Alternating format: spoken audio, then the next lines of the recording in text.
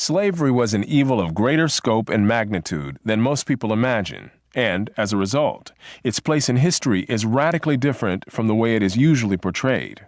Mention slavery, and immediately the image that arises is that of Africans and their descendants enslaved by Europeans and their descendants in the southern United States, or at most, Africans enslaved by Europeans in the Western Hemisphere.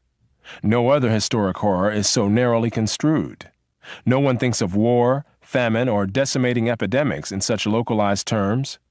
These are afflictions that have been suffered by the entire human race all over the planet, and so was slavery.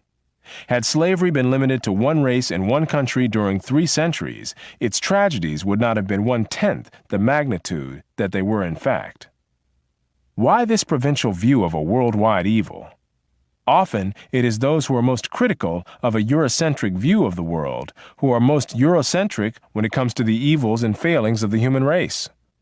Why would anyone wish to arbitrarily understate an evil that plagued mankind for thousands of years, unless it was not this evil itself that was the real concern, but rather the present-day uses of that historic evil? Clearly, the ability to score ideological points against American society or Western civilization, or to induce guilt and thereby extract benefits from the white population today, are greatly enhanced by making enslavement appear to be a peculiarly American or a peculiarly white crime. This explanation is also consistent with the otherwise inexplicable contrast between the fiery rhetoric about past slavery in the United States, used by those who pass over in utter silence the traumas of slavery that still exist in Mauritania, the Sudan, and parts of Nigeria and Benin. Why so much more concern for dead people who are now beyond our help than for living human beings suffering the burdens and humiliations of slavery today? Why does a verbal picture of the abuses of slaves in centuries past arouse far more response than contemporary photographs of present-day slaves in Time magazine, the New York Times, or the National Geographic? It takes no more research than a trip to almost any public library or college library to show the incredibly lopsided coverage of slavery in the United States or in the Western Hemisphere as compared to the meager writings on the even larger number of Africans enslaved in the Islamic countries of the Middle East and North Africa, not to mention the vast numbers of Europeans also enslaved in centuries past in the Islamic world and within Europe itself. At least 1 million Europeans were enslaved by North African pirates alone from 1500 to 1800. And some European slaves were still being sold on the auction block in Egypt, years after the Emancipation Proclamation freed blacks in the United States. Indeed, an Anglo-Egyptian treaty of August 4, 1877, prohibited the continued sale of white slaves after August 3, 1885, as well as prohibiting the import and export of Sudanese and Abyssinian slaves. During the Middle Ages, Slavs were so widely used as slaves in both Europe and the Islamic world that the very word slave derived from the word for Slav, not only in English, but also in other European languages, as well as in Arabic. Nor have Asians or Polynesians been exempt from either being enslaved or enslaving others. China, in centuries past, has been described as one of the largest and most comprehensive markets for the exchange of human beings in the world. Slavery was also common in India, where it has been estimated that there were more slaves than in the entire Western Hemisphere, and where the original thugs kidnapped children for the purpose of enslavement. In some of the cities of Southeast Asia, slaves were a majority of the population. Slavery was also an established institution in the Western Hemisphere before Columbus's ships ever appeared on the horizon.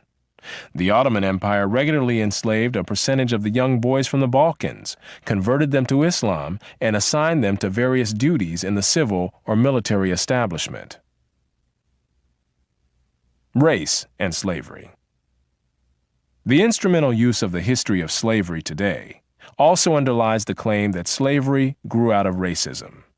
For most of its long history, which includes most of the history of the human race, slavery was largely not the enslavement of racially different people, for the simple reason that only in recent centuries has either the technology or the wealth existed to go to another continent to get slaves and transport them en masse across an ocean. People were enslaved because they were vulnerable, not because of how they looked. The peoples of the Balkans were enslaved by fellow Europeans, as well as by the peoples of the Middle East, for at least 6 centuries before the first African was brought to the Western Hemisphere. Before the modern era, by and large, Europeans enslaved other Europeans, Asians enslaved other Asians, Africans enslaved other Africans, and the indigenous peoples of the Western Hemisphere enslaved other indigenous peoples of the Western Hemisphere. Slavery was not based on race, much less on theories about race. Only relatively late in history did enslavement across racial lines occur on such a scale as to promote an ideology of racism that outlasted the institution of slavery itself. Wherever a separate people were enslaved, they were disdained or despised, whether they were different by country, religion, caste, race, or tribe. The Europeans who were enslaved in North Africa were despised and abused because they were Christians in a Muslim region of the world, where they were called Christian dogs. Race became the most visible difference between slaves and slave owners in the Western Hemisphere. As distinguished historian Daniel J. Boorstin put it, "Now, for the first time in Western history, the status of slave coincided with a difference of race."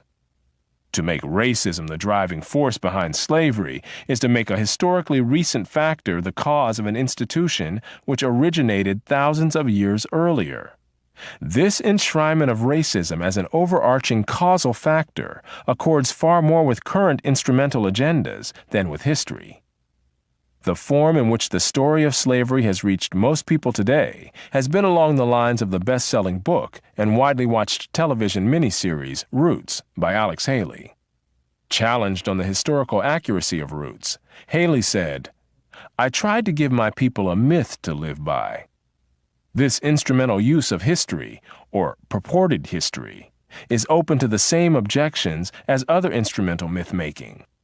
First is the objection to falsification itself, that the damage which this does to the general level of understanding and trust in a society is incalculable, and can easily outweigh, in its long-run consequences especially, any immediate good that might be expected from an expedient taking of liberties with the truth.